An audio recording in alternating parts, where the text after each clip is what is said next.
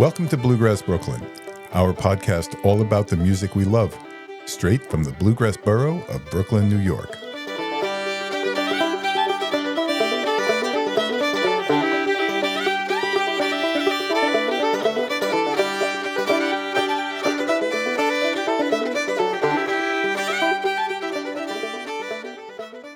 Season 4, Episode 12. I'm Mike Wilner. And I'm Liz Wolfe. Wow, wrapping up another season. How about that, Liz? Well, this is actually our first anniversary. That's true, too. Together. Yeah, wow. Anniversary.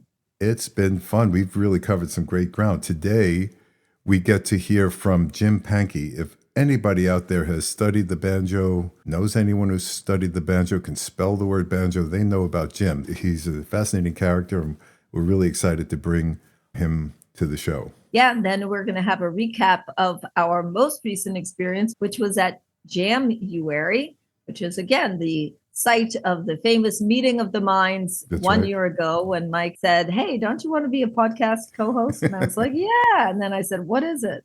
That's right. So, but we just got back from JAM-uary and we want to give you some of our highlights. So, Liz, what do you got going on anyway? Well, first of all, I want to say thank you to everybody for your wonderful response for Bruce Molsky's podcast episode. And unfortunately, his concert was postponed due to the snow. So he is going to be coming back to Westchester Bluegrass Club February the 15th. February 15th. Okay, that's great. I'm really looking forward to going up to the Joe Val Festival hosted by the Boston Bluegrass Union. It's February 12th through 15th in Framingham, Massachusetts. Always a lot of fun, jamming all over the place. And this year they have the JAM-uary Band coming. So that's going to be great. Among many other people. Yeah. This is the first time I will be at Joe Val when it's Joe Val rather than Jam Val. So very exciting. Yep. And the distinction there, by the way, is Jam Val, there was no headliners. The idea is just jamming. And here we have the just jamming plus the headliners. So even more to do. Even less sleep. Yes, even less sleep. So what else? I'd like to mention something hyper locally. We have on Sunday, January 25th at the Brooklyn Conservatory of Music in Park Slope. They're restarting their Sunday monthly jams, but they're starting it off with a bang. They're going to have a square dance from 6:30 to 8:30. Come on by. The podcast will be there. I don't know if we'll be square dancing, but we'll certainly be there. But if you're not going to Joe Val and you want to hone your jamming skills, Christian Apuzzo, who's a friend of our show, will be leading a Warnick Method class in Brooklyn on that holiday weekend. So check that out. Fun. Also hyper locally, here in Brooklyn, in Park Slope, the Brooklyn Conservatory of Music is restarting its monthly bluegrass jams, and they're kicking it off with a bang. They're having a square dance on Sunday, January 25th from 6:30 to 8:30. We'll be there. I don't know if we'll be square dancing, but we'll be podcasting. So if you're around, please come on by. Anything else, Liz? No, I just want to remind everyone to follow us. You can find us online at Bluegrass Brooklyn, spelled BKLYN. And you can find us on all the social media and, of course, on all the favorite places where you listen to your podcast. So let's roll.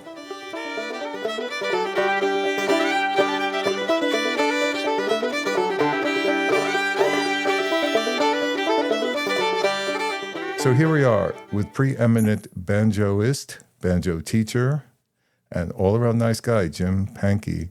Jim, how are you doing? Oh, doing really well. Kind of starting my day at this point, but yeah, doing great. All right, well, thanks for starting it with us. Really appreciate you taking time. If anybody out there doesn't know, Jim offers a series of YouTube banjo lessons, especially those aimed at beginners.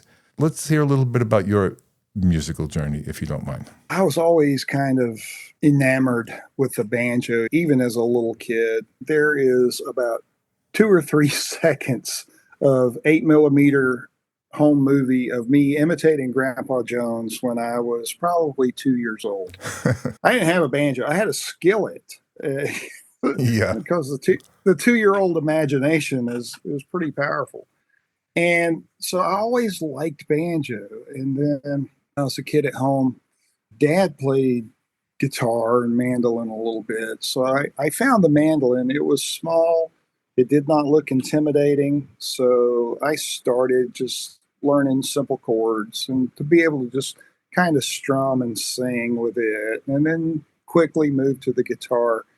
But later that same summer, I discovered, and it wasn't like I was really snooping. Mom had mentioned that she had her mother's old banjo, and it was in the closet. So I found it and tried to tune it up and got it somewhat playable, and had the red Pete Seeger book and just started learning out of it, just some basic bluegrass stuff, some simple old time stuff.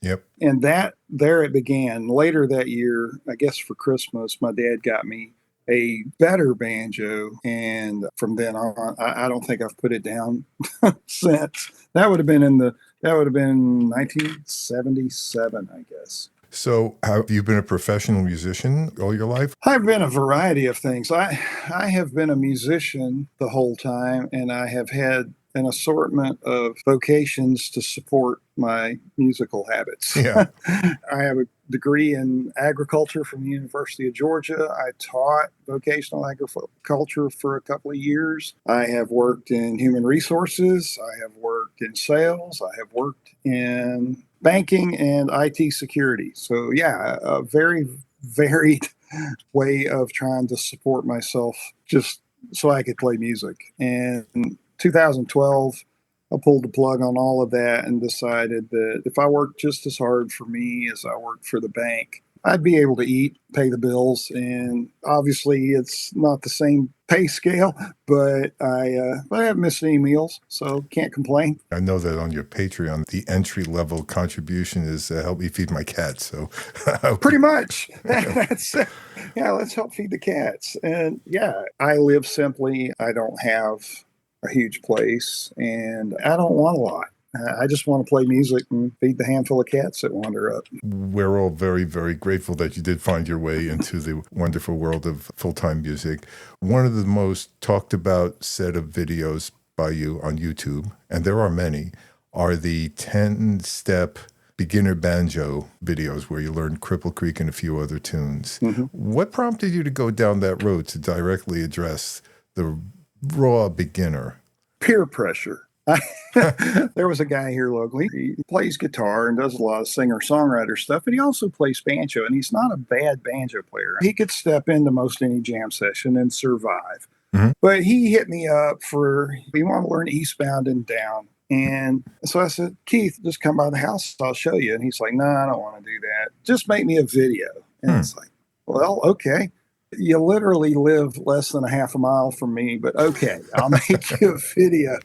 And so I made him a video, and I thought, well, how do I, it's pretty large. How do I get this to him? So, well, I got my YouTube channel. So I stuck it out there on YouTube, just unlisted. And I got thinking about it. Well, this isn't a bad video. I'll go ahead and make it public. And it got some traction. I figured, well, let's keep doing that. So I would make these tune videos. And then people around me kept saying, you ought to do a beginner banjo series. My thought was, there's a lot of that already online. I don't need to add my voice to that conversation. But people persisted. And it's like, fine, I'll do a little series. Here's everything I know in 10 lessons. And dadgum if they didn't take off. It sure did. I did them kind of to prove a point that nobody's going to want to hear what I have to say about this. But doggone, they took off. And then when the pandemic hit, boy, they really spiked because folks were stuck at home. It's like, what do we do now? And I'm glad I caved to the peer pressure, even if it was proved that they wouldn't do well at all. Yes. But now here we are. Well, Jim, I have to say, if you go look at any 10 postings on Facebook or Banjo Hangout or anything that says, I'm a beginner and where do I start?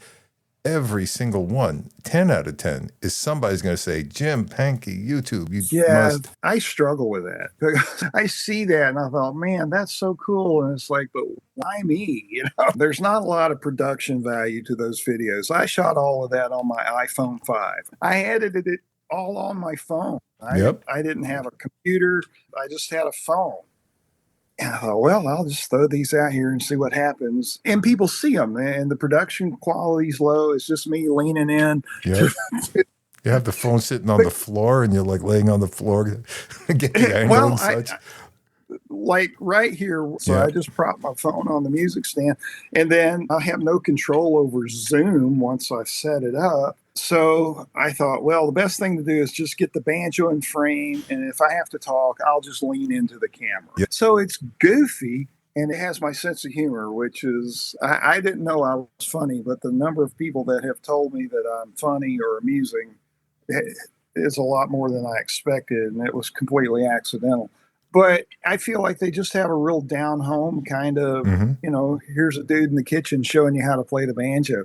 And people liked it. And so now it's become part of the brand, lean into the camera, talk into the camera. And if I don't do that, people immediately notice.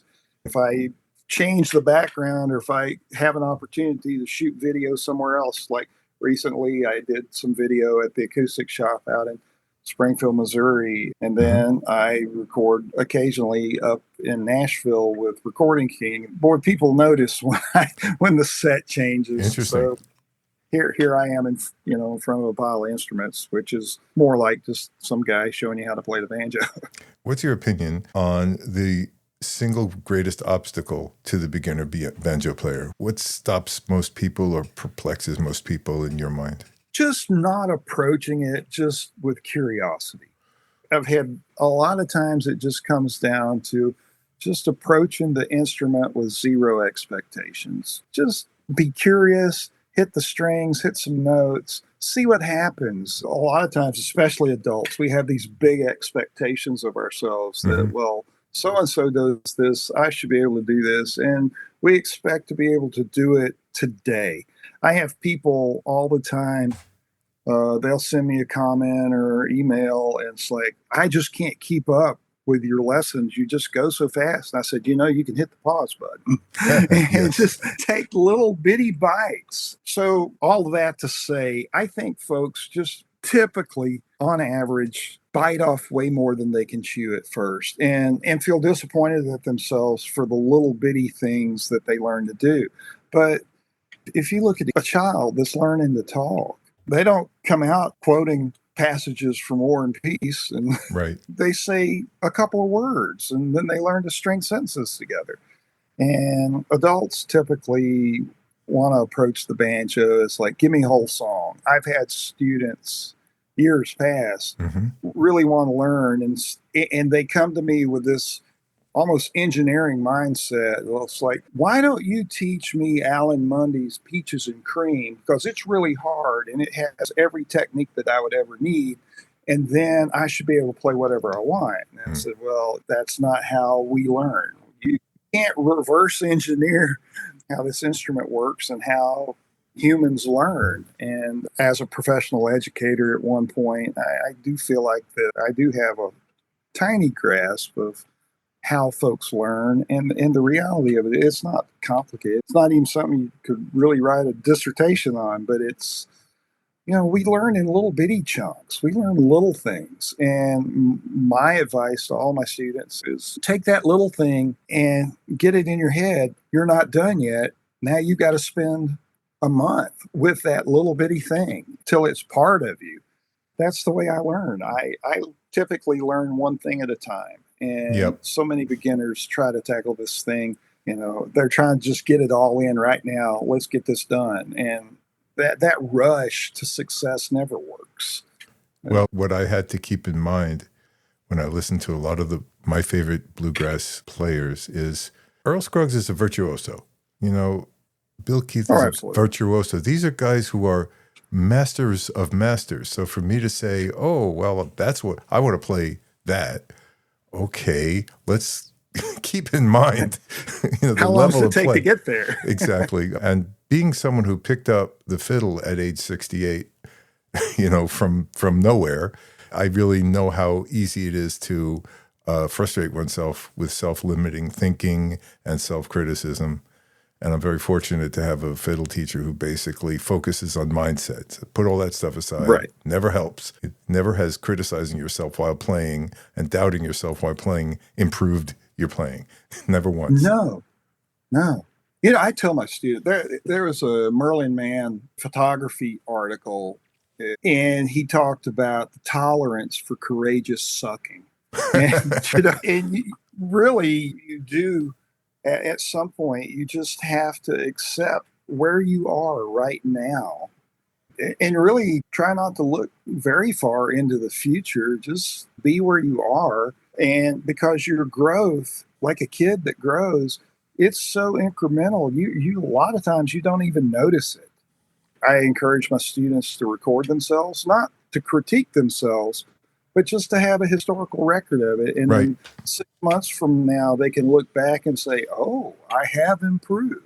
And it's a little more noticeable in the beginning, but as you've been playing 5, 10, 15 years, those improvements are pretty small and sometimes obviously not perceptible to anyone, sometimes not even yourself. But it's just accepting the fact that this isn't something that you can learn in 6 months or a year. It takes time. It's worth the investment. Banjo, like fiddle, at least in my perception, is an instrument which requires a certain degree of confidence and self-confidence. And like when a banjo player does their kick, it's like, here I am, I'm taking this over, I'm driving this. Absolutely. Same thing with a fiddle player. And the advice I got was, if you can't do it, fake it. Just have that attitude. I have students, it's like, I can't make this chord change quick enough. I can't get my finger there. It says, I don't care. Just throw it up there, hope for the best. It doesn't have to be perfect. You're just going to put that chord up there, and if it works, it works. If it doesn't, nope. There's no grade. And it will soon be forgotten, whatever you did. And just throw it up there, hope for the best, because the next time you do it, it'll get better and better. And pretty soon you'll have full command of it. But don't let the fact that you don't have full command of it stop you from trying. Great advice. Here's a little story. I had gone to the park just to sit and just to be somewhere different. And I was sitting there I was watching these two kids with a skateboard, and they were trying to do some trick. And 45 minutes, I sat there amused, but learning. And in that entire time, they never got the trick. But every time it was close, there was high fives and congrats. And, oh, that was almost it. Oh, man, let's try it again. That's what it takes to learn this instrument. And it's not like, well, I'm going to have to go meditate until my body will agree to do this thing. It's like you sign up for a yoga class and you soon realize that there's things that's going to take time.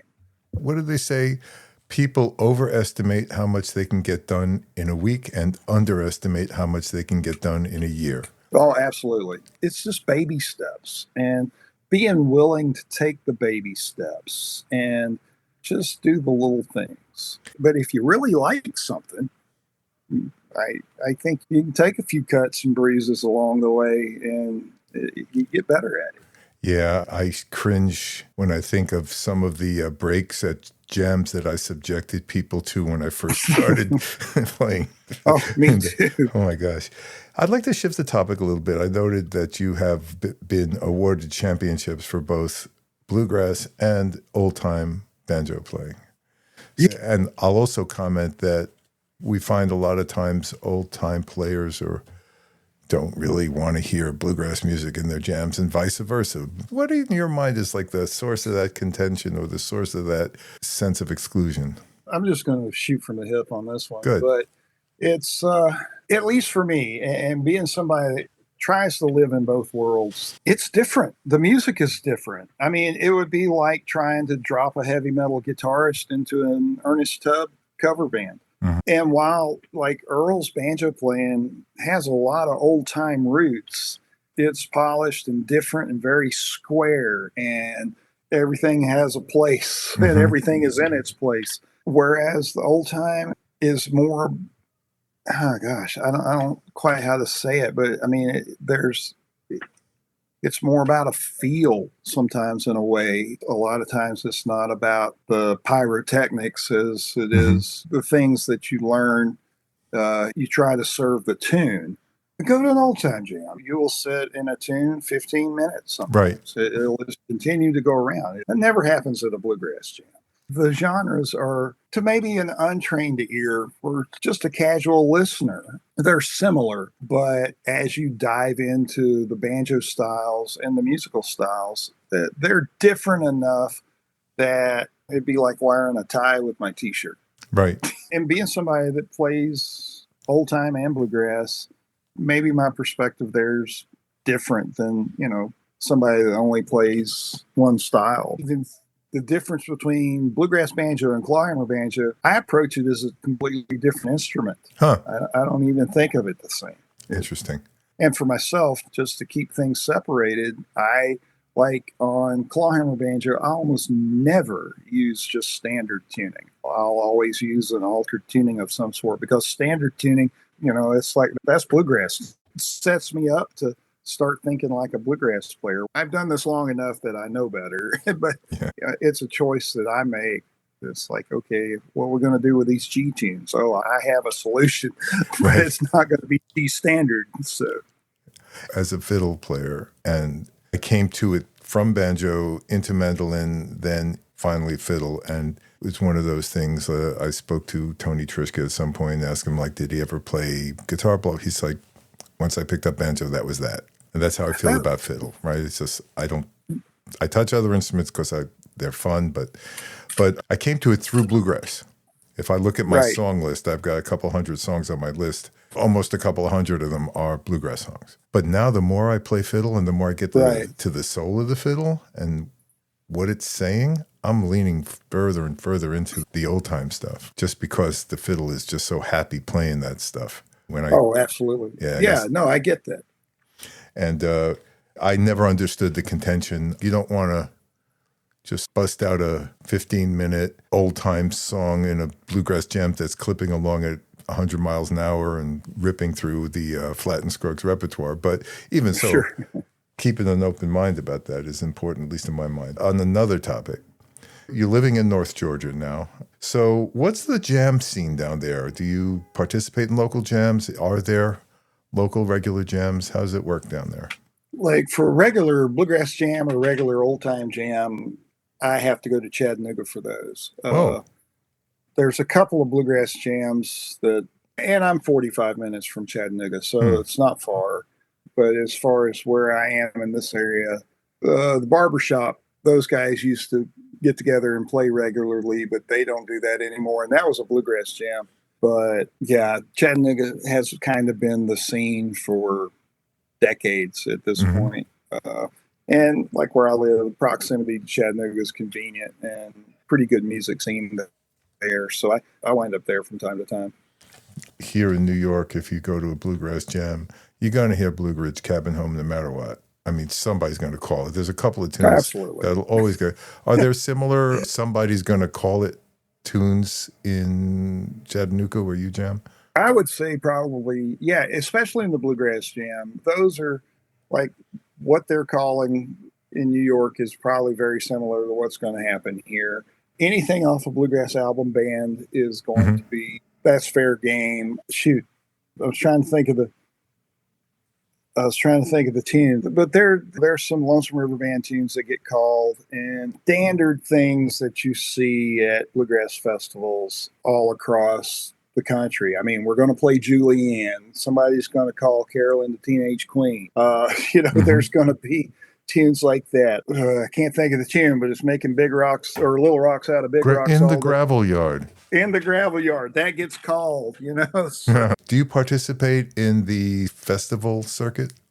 A little bit. We have a couple around here that I'll play from time to time. But as far as what I do, it's not real conducive to festival sort of bookings. But I'll occasionally go to a festival just to hang out. But gosh, going to a festival just for fun, that I go to Spigma every year. That's kind of my vacation, which is in Nashville. And definitely, if folks haven't gone to Spigma, SPB, Society for the Preservation of Bluegrass Music in America, Spigma.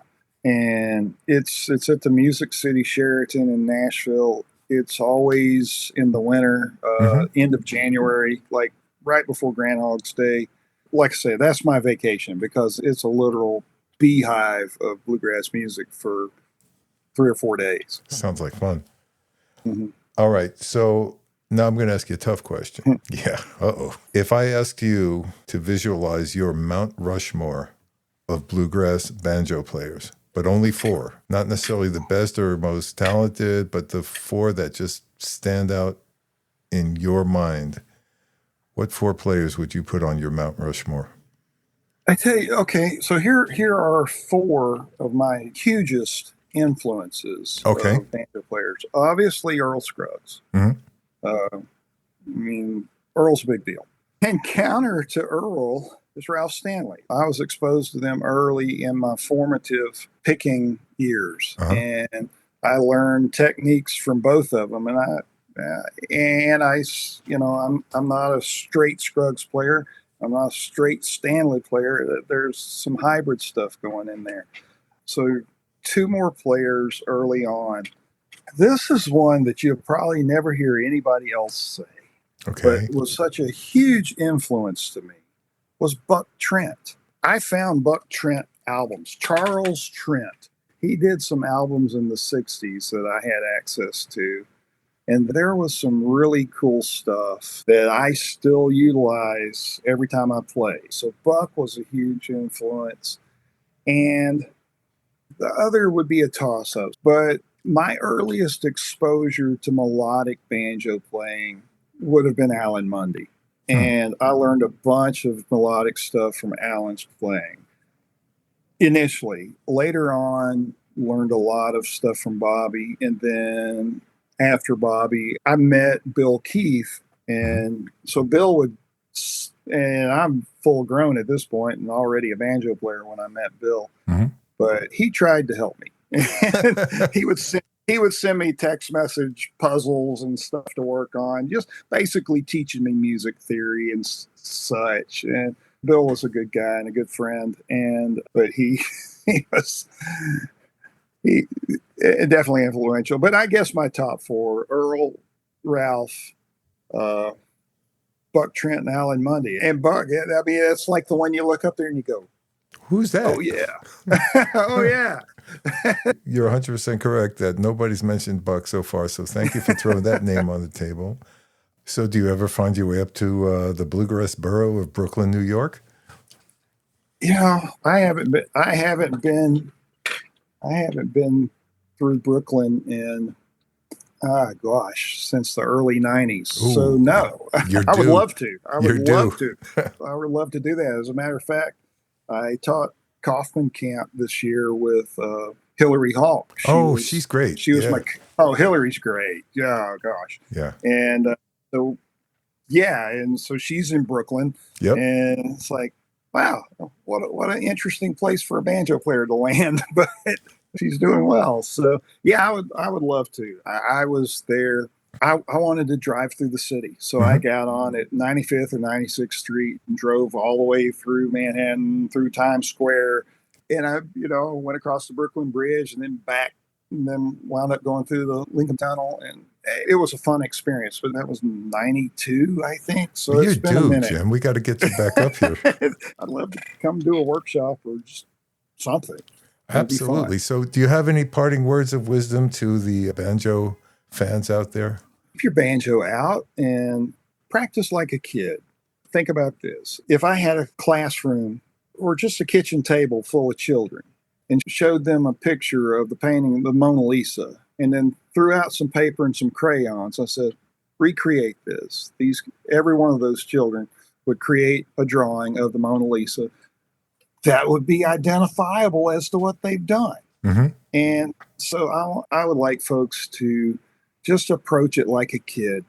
Just play. Take the things you know how to do and create a facsimile of the thing that you want to make. The 8-year-old is not going to create or recreate Da Vinci's Mona Lisa, right? But she might be able to draw a picture and you look at that and go, that kind of looks like the Mona Lisa. Yeah. And that's what we're after. And that's what I hope everybody can do. And just be brave. Just be brave. Just go for it.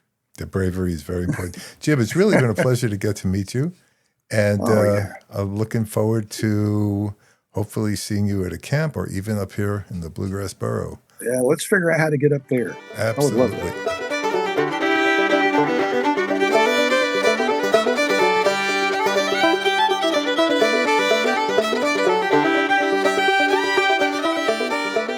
Well, Mike and I just got back from a very fun weekend up at Ashokan. Mm-hmm. It's the JAM-uary Warnick Method Weekend run by Austin Scelzo, as you know, a friend of the show.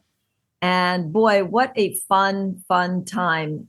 Did you have a good time, Mike? I had more fun than I have had at one of these kinds of events for quite a while, and also learned quite a bit while I was there.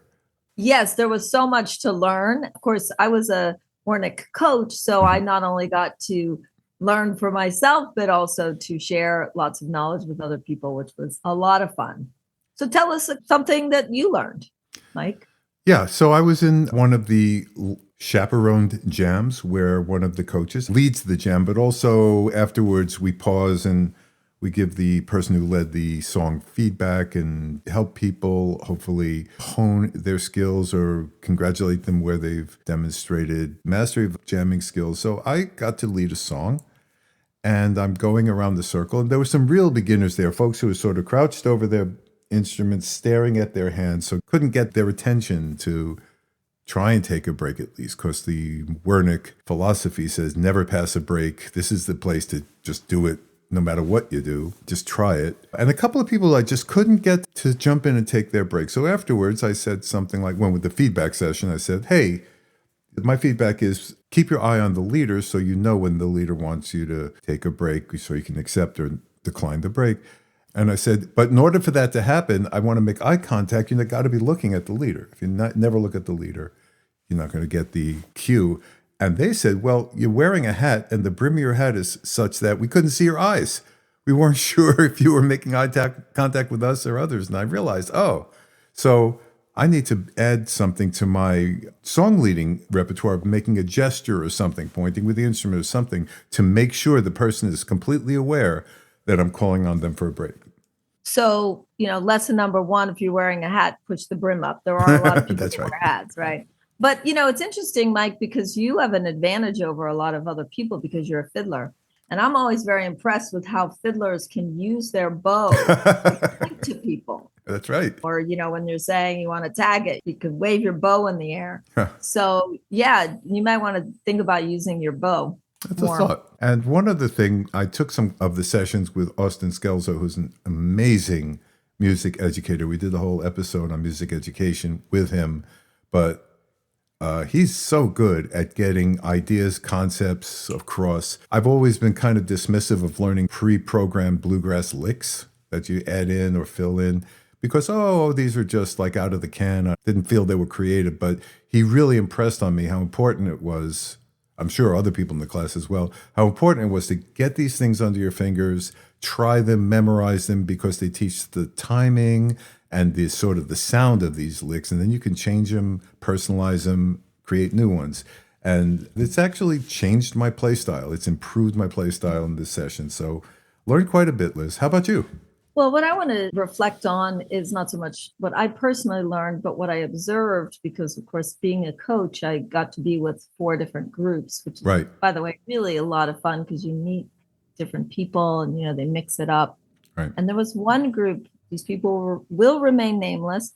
There were 2, they happened to be males, and they just would not sing a song. Like they would not sing.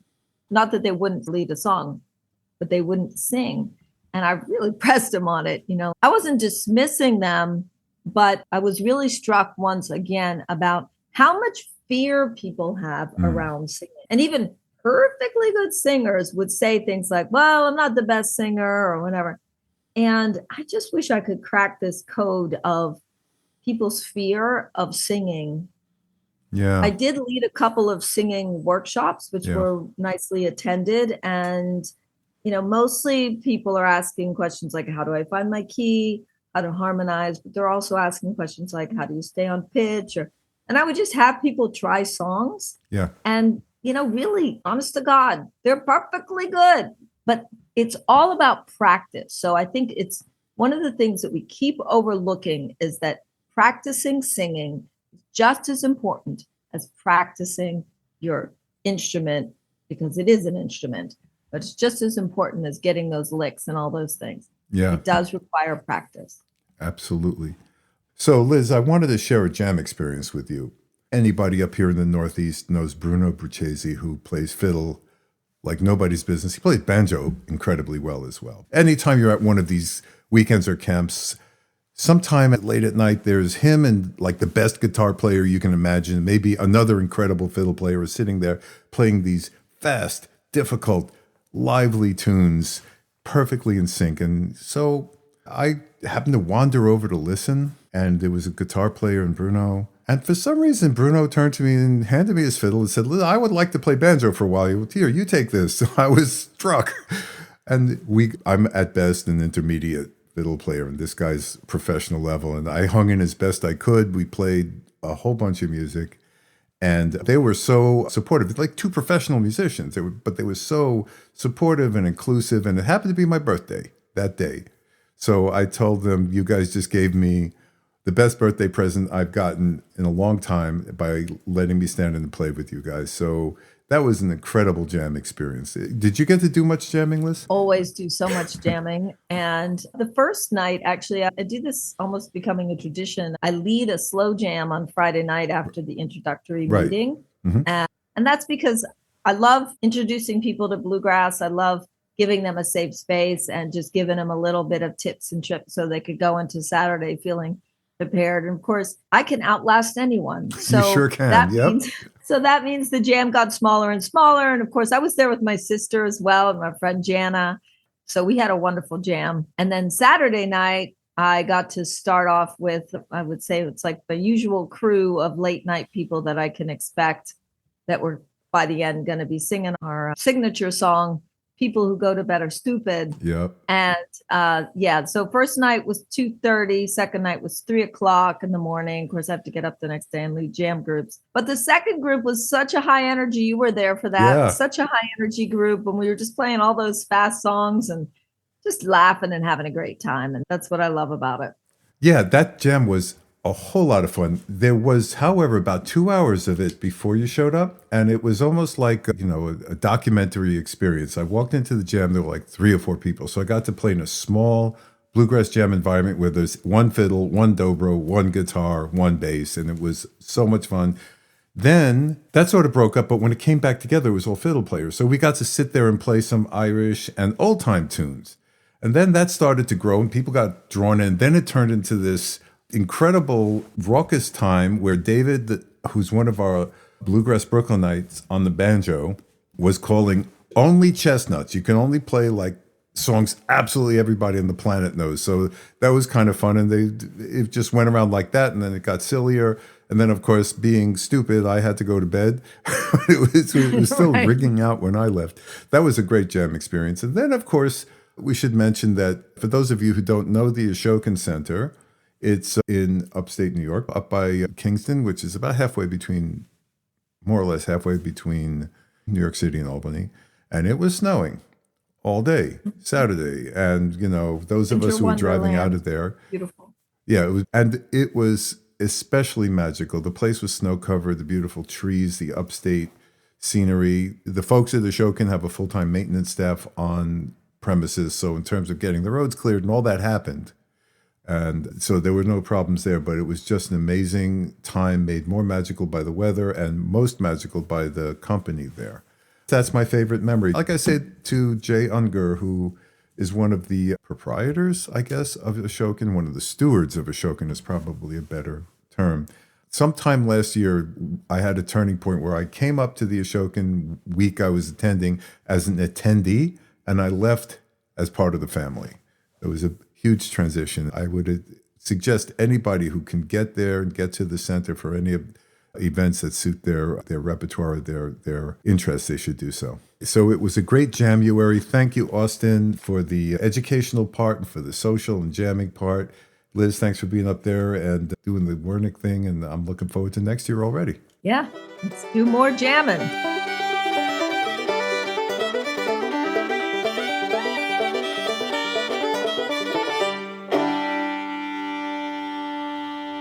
It was so cool to get to really speak to Jim, find out how he got started with his banjo lessons. You once ran the risk of learning banjo, didn't you, Liz? I did. It's a kind of a sad story, actually. I took my banjo up to Banjo Weekend at Ashokan. I actually took it out of the car and I went to a beginner banjo class with Hillary Hawk, who's amazing, by the way. Yeah. If you want to more locally learn banjo, and she taught us how to claw hammer. And then she said the word practice. I said, yeah, I'm probably not going to do that. So maybe I'll just put this banjo back in its case and focus on what I'm already supposed to be practicing. So no, I'm just leaving the wonderful banjo playing to other people. Another tragedy for the banjo world. Well, it's been a great season. Liz, thank you very much for a great year of adventure and podcasting. And I hope everybody will follow us. We're at Bluegrass Brooklyn, spelled BKLYN, on TikTok, Instagram, Facebook. If you have any suggestions or comments or topics you'd like to see covered, please send an email to mike@bluegrassbrooklyn.com or message us on any of those platforms. So, Liz, should we wrap it up? We sure should. Thank you so much. And we look forward to seeing you all around the Jam Circle.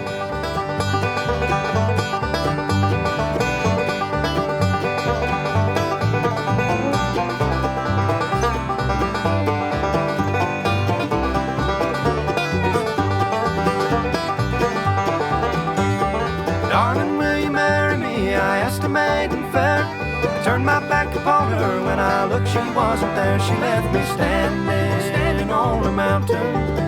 She left me standing